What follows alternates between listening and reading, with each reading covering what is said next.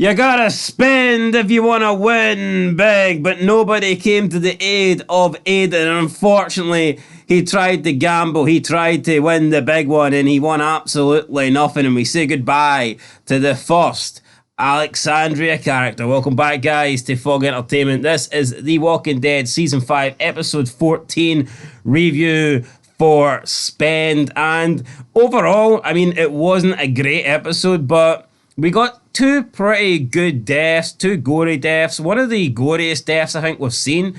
Maybe two of the most goriest deaths we've seen, to be honest. And I feel like it's been a while since we actually got a good death like this, where someone just got ripped apart. We haven't really seen it in a long time. I mean, maybe it's happened to red shirts with no names, but it's been a while since a character actually got ripped apart. And the last one might even be Dale, to be honest. I'm trying to think of who it is. Anyway, it might be Martinez, actually. I think Noah's is probably one of the most iconic Walking Dead kills, I think.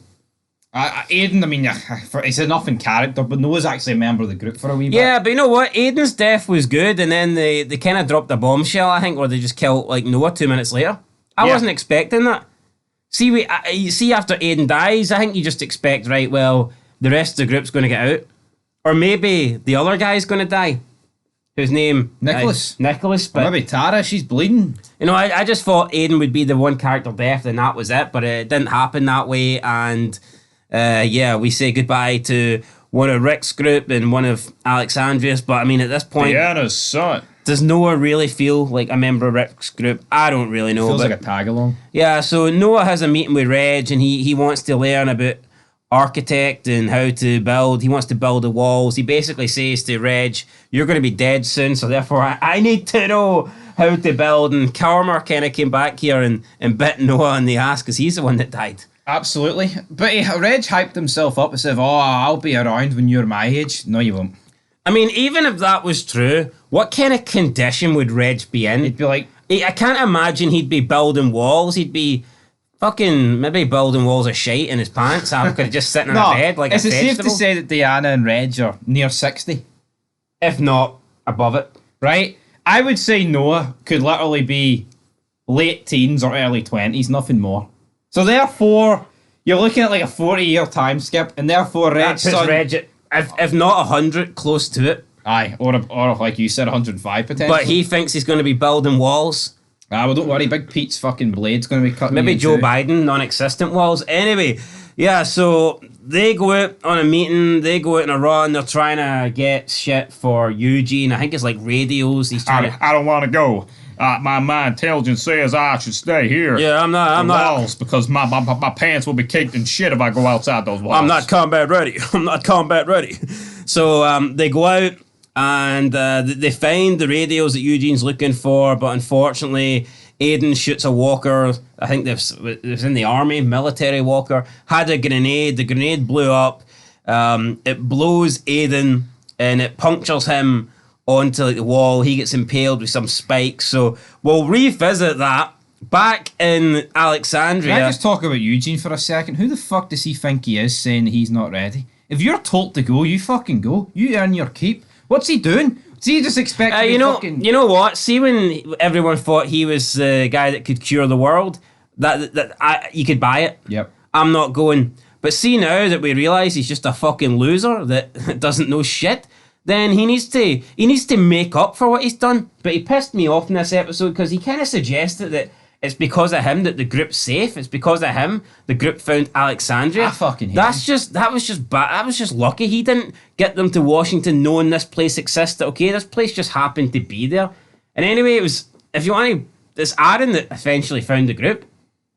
Yeah. It's not like Eugene led them to Alexandria. Also, Aaron led them to Alexandria. Gabriel kicked off this episode by looking at his Bible and ripping out a few pages, and that was it. That was your opening intro. What are we doing with I wonder what pages he ripped out. Austin 3:16. I don't know what he ripped out, but right. At least Gabriel serves a purpose if Alexandria want to use him as like the priest. So Rick spoke with Jesse. Someone broke her owl sculpture, so he was kind of doing investigating into that to see who'd done it. Sam and Carol kind of had more interaction here. I want more cookies. And she's just bullying this kid, and she finds out that hey, maybe this kid's been abused. She somehow finds out Jesse's been abused. No proof, no bruises, but she knows. I guess because maybe she was married to Ed and maybe she just knows. Maybe she can sense it. It's like a spider tingling feelings. I don't know. Aye, but how could, right, yep, Pete might be abusing them, right? But she's fucking abusing him too. He might be abusing her physically, but she's abusing them mentally. I would actually go as far as saying, like, a little slap isn't as bad as what she done to that kid. Yeah, That she's was fucking horrible. telling him that she's going to tie him up and kill him. He's going to tie him up. He's going to be left alone, and the walkers are going to come and eat him. And like, what the hell? And then she's in this episode. She's like teaching him to steal and shit like this. No, I hate the high ground that certain people have with Carol. Like, how the fuck can we back Same her? with Rick as well, though. I mean, Rick's done some questionable decisions where if somebody else done it, they'd be like, "Oh, he's a horrible guy. You can't forgive him for that." He's a beautiful guy. But Rick does it, and he's somehow, great. I don't quite understand that. I mean, that was pretty much it. Carol tells Rick that you need to kill Pete. I think killing Pete is a bit obsessive. All right, let's say Pete is beating his wife. Shouldn't they get in touch with Jesse, find out the truth, and if that is the case, separate them? I mean, look at all the houses, right? They live in a civil fucking community. It's not like Jesse's forced into that house. I'm sure Rick, being the current sheriff, and Deanna as well, I mean, they could say to Pete, look, we're not going to allow you to do that in this community. So either you allow Jesse to live in a house where you don't bother her, or you're going to have to leave. Yeah. Is killing Pete really the only resort here? I like logic in my TV shows, right? Carol killed 2 people because they had a flu, and now she wants to kill a guy.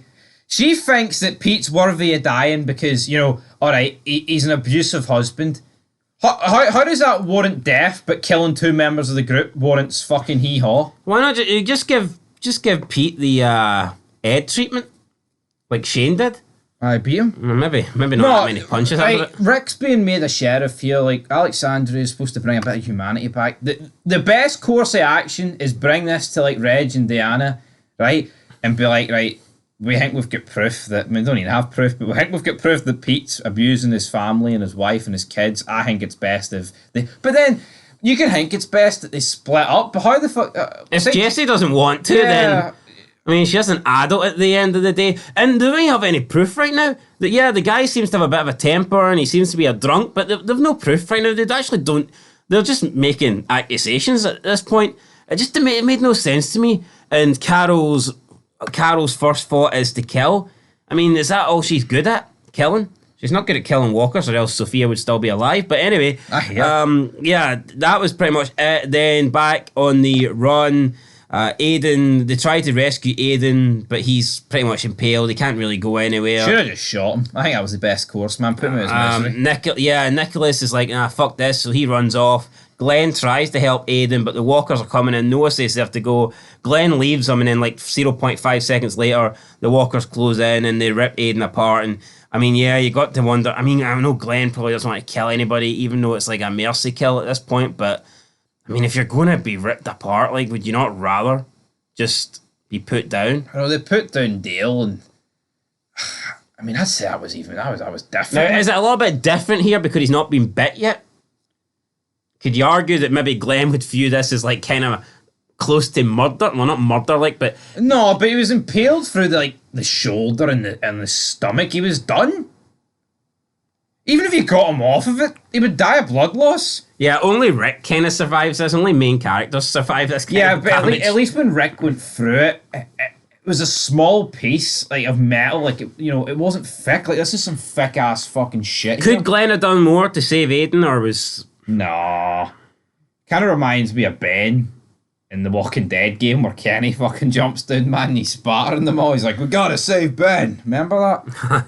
It's a lost cause. Aye. Yeah. I mean, would Aiden have tried to save... Would he have put as much effort as Glenn did into saving him? Absolutely not. I mean, he pretty much admitted to Glenn. He kind of told him just to go, because that's what we do. But you can't save them all. We leave. But you see, that seems to be the Alexandria method, because Aiden kind of alludes to the fact that they abandoned people on their last run, and then we've seen in the construction site, which we haven't talked about, but Abraham saves... Tobin and Francine. Tobin was willing to leave Francine behind because apparently in Alexandra they don't think it's good to risk the entire group to save one person. Then she attacked Tobin, and Tobin got, well, he basically stood down, and Abraham's like the new construction king. But I think this logic's fucking embarrassing. I think unless you're completely like bringing in new people like constantly, which I mean I guess you could say Alexandra's doing, you're just going to lose so many people. Like, in the same way Abraham and Francine, there was a clear opening, and what does Abraham do? Decides to throw her in the truck, and then he crawls underneath. And then you get this scene where he's, like, shooting them in the head, and the walkers aren't even dying, so he has to shoot them again. Yeah, that was weird. Anyway, so Noah, Glenn, and Nicholas, they try to escape at the same time, but they get stuck in revolving doors, so Noah and Glenn are on one side, Nicholas is on the other side. They've got walkers on the outside, walkers on the inside are screwed, but then Eugene drives past with like the boombox beating, so he clears the outside, he clears the entrance, so all they need to do now is leave, but they can't because if someone pushes the doors, it will basically allow the other side to open up, which will allow the walkers from inside the building to get in. Glenn then decides that he needs to break the glass so that they can both get out. But Nicholas thinks that it's not going to hold, and he ends up pushing through so he can escape, and that means that Noah gets grabbed because his side of the swinging pendulum doors open towards the inside of the building. The walkers pull him through, and then he tries to, like, I guess, I don't know, he presses his face against the glass to try and, I don't know, get back out to safety, and he just gets ripped apart, and Glenn's watching on as Noah dies, and I mean it's a good death. Not going to take it away. No, I think it's a very good. I think it's one of the best scenes of this season. I think it is a bit cringy the way it gets pressed up against the glass, but here they had to do it. Effect. Yeah. Then Glenn, obviously after seeing this, he's not happy, and he runs after Nicholas, and he beats him up and throws him in the back of the truck. Eugene and Nicholas have like a 3-second scrap. And you know what? I mean, it took Nicholas 2.9 seconds too long, I think, to deal with Eugene. Yeah. So that shows me that Nicholas just isn't really... I mean, he's no good. No, see what Nicholas did? Eugene does that. Gabriel does that. But you're led to believe that, like, Eugene's like this fucking mad... But are you trying to tell me Eugene wouldn't have pissed his pants in that situation? Of course he fucking would have. He would have, but would Eugene have... Would Eugene have got Noah killed, or do you think he'd have listened to Glenn's plan? Do you think he'd have been smart enough to go, you know what, that can work? I don't know. I think it's... But to be fair, Nicholas was listening to the plan, but then as soon as walkers were trying to get in at him because it opened when Glenn was smashing it, that's when he bricked it. I'm not defending Nicholas. They're all shite bags, like, but... And that was pretty much it. That was it. So there's your episode. I don't think it was good, but I think it had two of the better deaths, and the Noah death's arguably one of the best Walker deaths, I think, of all time in the show. Ripped off, man. Yeah, it was pretty sick, and I don't know, after my first watch through, I thought Noah was in it a bit longer. It just seemed like he was around longer, but after rewatching it, it's like Noah really was around he's for in what? Like a cup of tea. 10-episode period, but he's not in 10 episodes. Yeah, and even the episodes that he's in, there's a couple of episodes, like Slab Town, he gets a bit more, but in the episode with Darrow and Carol, but even when they get to Alexandria, up until this episode, he was basically doing nothing. Yeah. The episodes where, I think there was a few episodes that went past, he had no lines. Obviously, the episode where Tyrese dies, he's in that one, but after that, I mean, he pretty much hasn't done anything up to this point. So yeah, I mean, he got screen time, and that's a giveaway that you're going to die. I'll give it a 7 out of 10. I thought it was probably I think it's maybe the best episode of the second half so far. I'll give it a 6. I liked the warehouse stuff, but I think everything at Alexandria was shite. Carol pretending that this guy's got to die because of this. I mean, come on. No, I think you can think this guy's got to die because of this, but not her, right? And but she has the experience. She killed 2 members of the group in cold blood because they were showing symptoms of a cold, right? This guy, you think, is beating his family, and your go-to call is to kill him. You don't know fucking anybody at Alexandria. Yeah, and you're the same person telling this kid that you're going to kill him if he fucking says anything? Come on. No, it's a fucking. I hate that bitch, man. See if someone found out what Carol was doing to Sam. What would their recommendation be? Mr. Mayhem. Mr. yeah. Mayhem. I mean, come on to shit. Anyway, guys, that's it. 6.5 out of 10. Decent episode. It's pretty good. And we'll catch you. 2 more to go. Till Glenn's next time. arse has collapsed.